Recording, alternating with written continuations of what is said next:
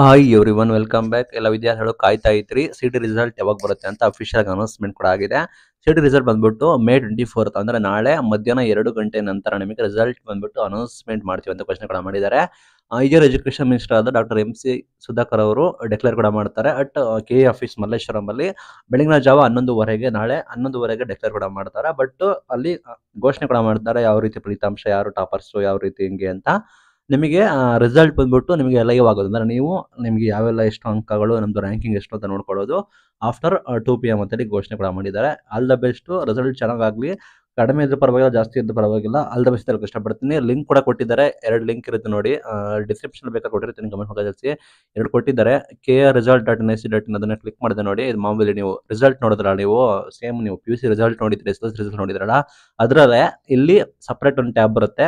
ಅದರಲ್ಲಿ ಕೂಡ ನೀವು ಹೋಗಿ ಫಲಿತಾಂಶ ನೋಡ್ಬೋದು.